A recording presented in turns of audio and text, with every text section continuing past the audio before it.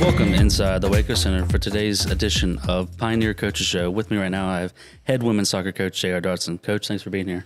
It's great to be here, Jagger. Thanks for having me. So looking back at last week, you had Do we have to? I know you probably won't want to talk about it, but first you played ninth ranked undefeated Charleston on Wednesday. Just take me through that. We knew going in it was going to be a tough game. Like you said, they're ranked ninth. They're a great team. They're physical. They're fast. They're just a really, really good team. I think we had some really good opportunities in the beginning.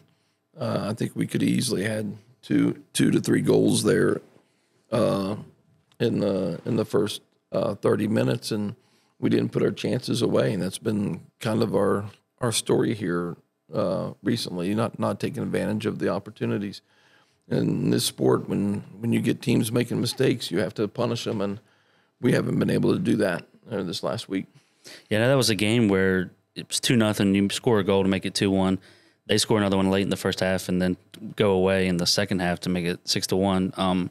On Sunday, West Virginia Wesleyan, I know they scored a goal at the 79th minute to make it a 1-0 game. What are your thoughts on that game? It's a frustrating game. I can see that. It's a frustrating game. We're playing in a mud pit. Even the referee said before the game that he was surprised that the NCAA lets them play there. And I don't want to take anything away from Wesleyan. They fought hard. They wanted it more in the second half, I think, than what we did. But again, we're in the same situation as Charleston. We had a couple girls right in front of goal, and we don't put it away. And those come back and haunt you. They just come back and haunt you. Well, looking forward to Wednesday, you got Concord at home, a team you played early in the year on the road. What are you expecting to see from your girls on Wednesday? Well, we expect to have them ready, and we expect to win that game. When we went down to Concord when we played, we had a couple girls sick out, and Concord's been our nemesis. They've been really tough for us to get a handle on or to play close with, and I think this is a good year to be able to take the game to them a little bit, and that's what we're going to try to do. Well, enough of the bad news, the good news. Wednesday with the D&E's loss, you guys clinched your first ever MEC tournament berth in school history. I mean, how much does that mean to you and also to the school? Oh, it means a lot to me. It means a lot to me. It means what we're doing is working. It's the girls put in a lot of hard work, and that's what one of our goals was at the beginning of the season was, we got to make that conference tournament. So we made that happen. So we feel really good about that. I think it shows that we're in the right direction as far as the team and the school. And if anybody's around athletics at Glenville State University, the support's incredible, and Coach Skiles is always encouraging and always pushing us. So I feel very, very good about making the tournament. Now we'd like to see if we can take advantage of it. I mean, also you broke the school's single season win record with last Sunday's win against Davison Elkins. Looking forward to Sunday, you'll face Frostburg State, a team you played early in the year at home. It was a 0-0 game at halftime. I know that they scored 2 goals in the second half, won 2-0. I mean, that's a winnable game. I feel like that's not a bad matchup for you guys. No, it's a winnable game. When you're playing Frostburg, it comes down to, again, who wants it the most, because Frostburg has the same players. It's almost like they're cloned out there. They just go, go, go, go. So if you can match their intensity, you'll be in games with them. This past week, West Liberty tied them in a 2-2 game, and I think West Liberty and us are very similar in talent and in the way we play. So, yeah, I think it'll come down, Jagger. I think it's going to come down to do we take advantage of the opportunities that we get, and if we can put the ball in the net when we get the opportunities, I think we can come out on top in that game as well. Well, Coach, I'd like to say, congratulations on everything this year. I mean, a lot of records being broken, and I appreciate you being on the show today. Thank you, Jagger. Draven, thanks for having us, and let's see if we can get a couple wins this week and celebrate a little bit more. Yeah, hopefully we'll see you next week. We'll be back shortly. Welcome back inside the Waco Center for this week's edition of Pioneer Coaches Show. With me now, I have head cross country and track and field coach Dan Myers. Coach, thanks for being here. Jagger, thanks for having me. So this week we have the Atlantic Regional Championships up in Lock Haven, a place you went to earlier this year at the Lock Haven Invitation. What are you expecting out of the runners you are taking with you? Every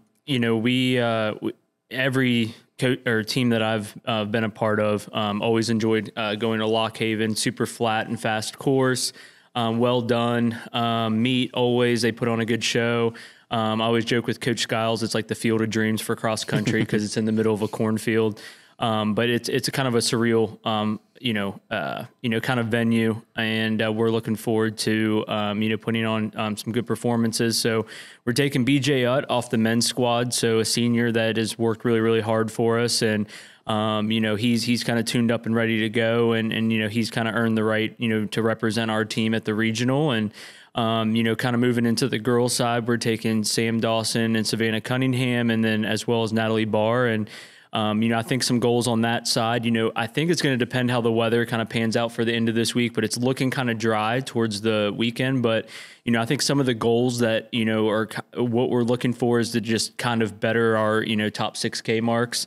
Natalie wants to better her time, and, Savannah, I think, is 4th all time right now, would like to move up to 3rd, and Sam would like to improve her time as well. And Savannah's got better every single meet, and, just kind of like circling back to conference, I wish our women's team had just like one more race before we had conference, because I feel like we were really coming, and, I think just kind of the swing of things would have been a little bit better, but, they've put in some work these last 2 weeks, and they're primed and ready to go. And, Natalie, we have some kind of nuggets out there, and we talked about it. I talked about it with Coach Skiles last week, but just the potential of, running in the mix to be all region, which is top 25. It would be very tough to do as a freshman, but she's going to put herself in that mix and kind of see how it pans out. And then, crossing fingers that her grades kind of stay where they are, she has a really good chance to be academic All-American. And both those things have never happened in program history. So that would be really cool. But, I would say that we're looking to just gauge our time a little bit better. If the course is, basically runs how it did the last time, we're just hoping to go get some PRs.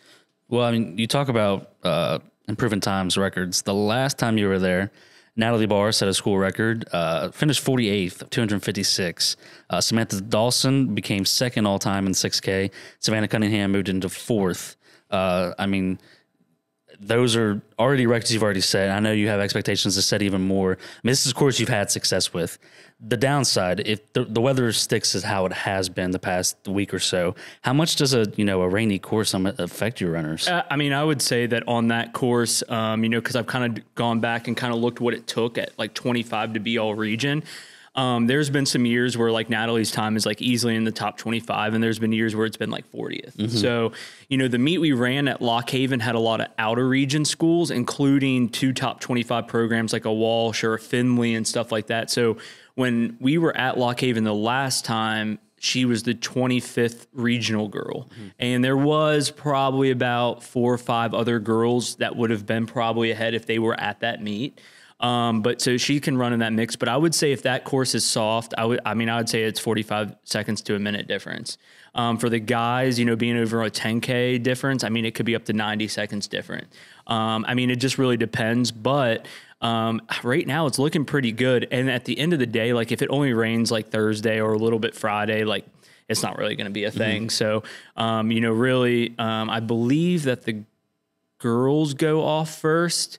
With like the lead vehicle and the guys kind of running through it. If it's soft, the girls probably won't have as good of conditions, but, we're ready for it regardless. And I honestly thought like when we went to the conference course, like I was kind of hoping for like, worse weather because I just felt like we'll fare a little bit better. But, at the end of the day, like for what Natalie's trying to accomplish, like a bad day for the course I think would equal a good day for us. So either way, we're going to go run it, ideal conditions, as Coach Skiles always says. So, we're ready to roll.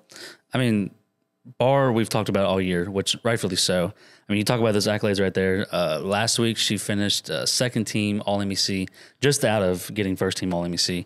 I think an all-region accolade and then an academic All-American.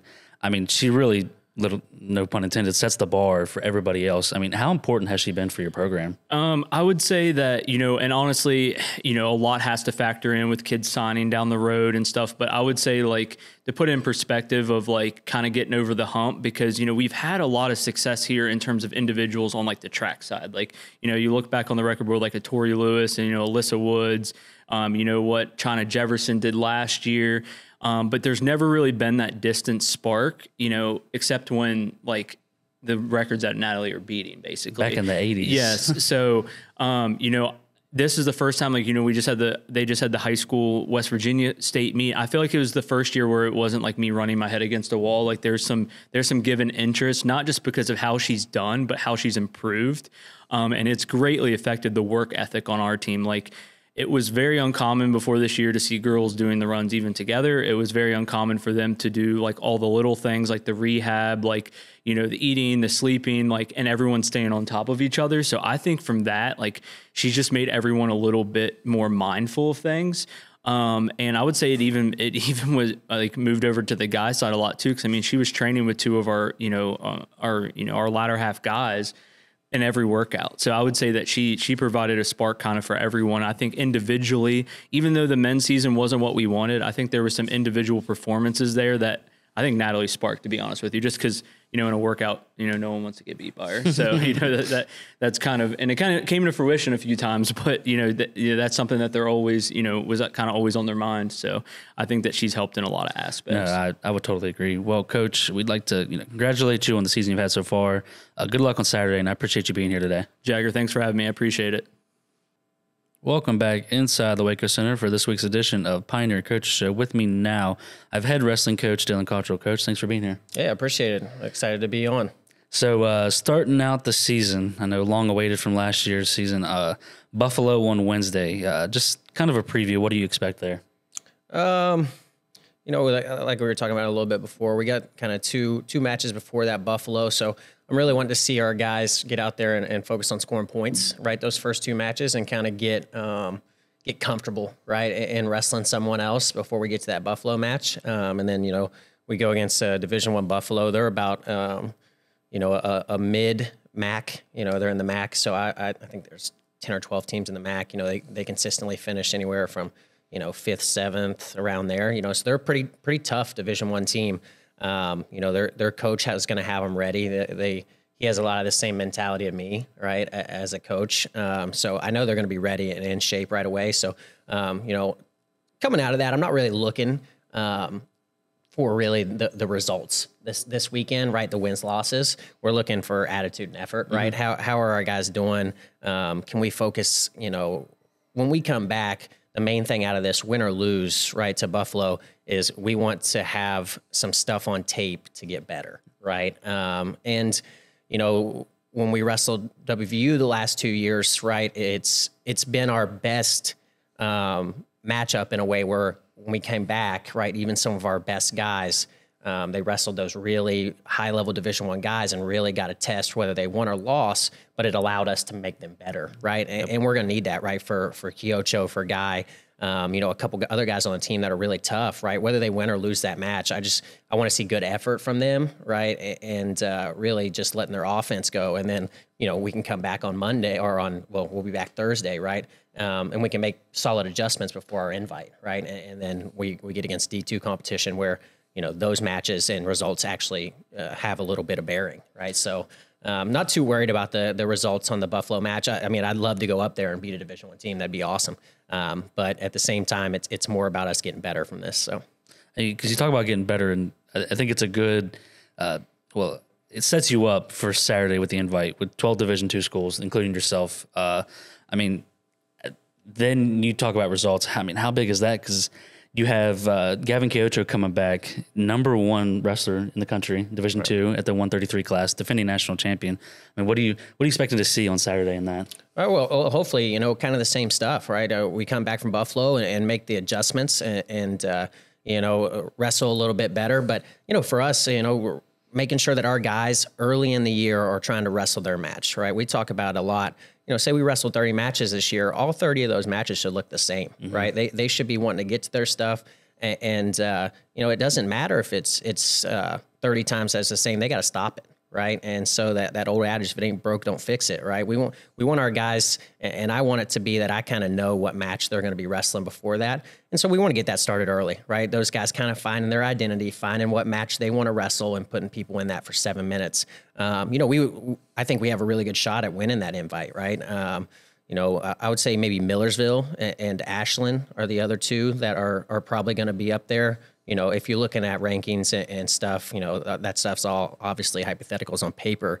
But those are probably the teams that are in it. Millersville's really tough this year. Hopefully our guys are ready to go, and we can, hopefully, it'd be nice to win our own invite. That'd be a cool little start to the season. Again, though, right. The results really don't matter until, we have to be good 3 times, really, our best. Conference, regionals, nationals. Wrestling's a little different, right? It's not like basketball where, you look at the schedule and they're 30-7 and you can say, okay, that was a really good year. Or if they're 7-30, all right, that's a bad year. Our wins and losses per se on the website is off of dual meets, right? Dual meets have 0 bearing on wrestling in the end of the year. So it's a little weird, right? We could be 0-10 and then get 10th at nationals, all right, or top 5 at nationals. So, it's a little hard to gauge the win losses with wrestling. I wish the dual meets meant more. I do. But that's just not where wrestling's at. It's at the end of the day, it comes down to individual results and points at tournaments, not dual meets. So, we're not looking to really win, a ton of dual meets. I'd love to, right? And that'd be great to be 20-0 instead of 0-20, yeah. Right? But at the end of the day, if we're 0-20 and we get 3rd at nationals, right? I'm going to be okay, and that means that we definitely grew. So, wrestling's a little different, but I just want to see the guys scoring points, right? And that way that we can continue getting better throughout. But I think we got a good shot at winning that. Yeah. No, I would totally agree. And I know we talk about this week, but just as a whole season outlook, I mean, you've built the program to where it is now. You have your first ever national champion last year. I know you reformed the roster a little bit this year. Just from a season outlook, what are your expectations? I like that you said that, because this is a very new-faced team, right? We have a lot of talent for sure. We have a lot of new guys that came in. They're learning our system. I think they're doing well with it. It's to continue progressing. I think we're definitely going to be a second half team, right? I think that we're really going to catch steam in that January, February, March. We got a couple guys going to different weight classes, right, where their bodies are going to be molding into that. In this first, half of the season, they're going to be learning to wrestle up or down at that weight. And it is different when you go to a different weight class. We got a lot of new faces that haven't wrestled in this division. They're going to be wrestling, a lot of new guys. They've never wrestled. So, again, it's that progression, right? And so the first half of the season, that's what we really want to focus on, is that progression to continue to get better, right? And then I think we're going to, hit the ground running coming back from break. And I really think we're going to pick up some steam, right, heading into that conference tournament regionals. And, we fully expect as a team, to go and win those things, right? So, that's our goals is, win conference, win regionals, right, and go win nationals, right? And so, they're pretty clear, right? They're big goals, but they're pretty clear goals, right? And I like that for our guys. But I think we're going to be a second half team for sure with a lot of those new moving pieces. But it's been nice, right? It's been nice to bring guys in and try to get them to learn the system. And I think they're doing really well. Their attitude and effort is great. So that's all I can really ask for. Well, I mean, with all the past success, you have a lot of people excited for this year. I know we're excited to see where it goes, but I'd like to thank you for coming on the show today, Coach. Yeah, I appreciate you guys having me. Had a great time. Welcome back inside the Waco Center for the final coach of the day in the Pioneer Coach Show. With me right now, I have head football coach Mike Kellar. Coach, thanks for being here. Thanks for having me. So looking back to Saturday, just your initial thoughts on the loss to UNC Pembroke. Yeah, we knew going down there it was going to be, a tough game, tough sledding. They're a very good football team, very good down there. I think when people have to travel to them, it makes it a little bit harder. When they have to travel up here, you could look by the record, it's a little bit harder. 4 weeks ago, we were watching them some crossover tape, and I said, "My God, we play these guys in a couple of weeks." And the staff said, "What are we going to do?" And I said, "Let's win till then." So we knew. I've been coaching D2 football for I think this is my 30th season. That's probably one of the 4 or 5 best teams I've seen. And I thought that going into the game, kept my mouth shut about it. And talking to their coach before the game and some of the things he's done transfer wise and. where they're at program-wise and where they're going to be. I mean, they're going to be definitely a national pro. I mean, I think they're close to it, not far from it now. They stubbed their toe a little bit. It's just very good football team. We helped them a little. When you look at it, the way I look at it and watch every second of every tape and see what they did to Fairmont and see what they did to Wesleyan and see what they did to these other people, if you'd have told me we only have one turnover and we give up only one sack and then to get beat as bad as we did, I would have lost a lot of money on that deal. I thought we could have the first drive couldn't have went any better. I thought we could shorten the game down and try to steal one on the road, but didn't get in and just it was a bad day for us. We didn't we went back and watched it, and you want to say, oh man, did we compete and all that? Yeah, we did all that. We just we got beat by a better football team, and we gotta get a better product on the field if we're going to compete with the UNC Pembrokes of the world. Yeah, and looking forward to now Saturday, you get another tough road game. You head to Frostburg, who's now second in the league. They're coming off the loss to Charleston, who's now sole possession of first. I mean, what have you seen from Frostburg that you've watched so far this year? It's the same. I mean, this is the first time we've played them since 2019, but it's the same formula that they've had in a long time. I mean, they're getting a lot of kids out of Maryland, obviously, which would make a lot of sense considering where they're at. They're long. They can run. Very physical football team on offense. They can throw it. They will throw it. They got some receivers that can make some plays, but they really want to run it. If they could run it and get that run game going, then it helps their pass game. But that's not different than basically every offense in the country. So they're a very good football team up there. It'll be tough sledding for our guys. The big thing that we got to overcome right now is just the mindset of what we just came off of with Pembroke, and then move forward and do what we can to play and beat Frostburg. Our first team meeting will be here in a couple hours, and I'll see the mindset of the guys. They lifted this morning, and by all accounts, everything's as par. We got the injury report. We got some guys that are a little bit beat up, but that's your normal Monday thing. Yep. So we just got to see how we proceed through the week, and we'd really like to win. Go up there and play well against Frostburg and come back with a win and finish the season the right way. But first thing we got to do is the saying goes, take care of the Pioneers.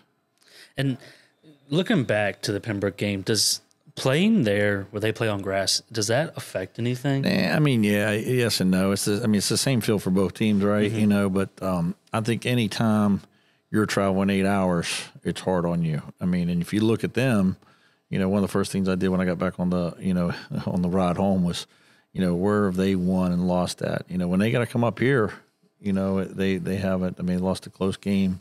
I think it was at Frostburg, at Charleston, those type of things. Last year when they came here and played us, 45-17. Yeah, we beat them. They didn't look like they got off the bus. Mm-hmm. And I talked to the coaches around the league and I asked them what they thought when they went down there. One of the coaches' exact quote to me was, "My team never did get off the bus to play them down there."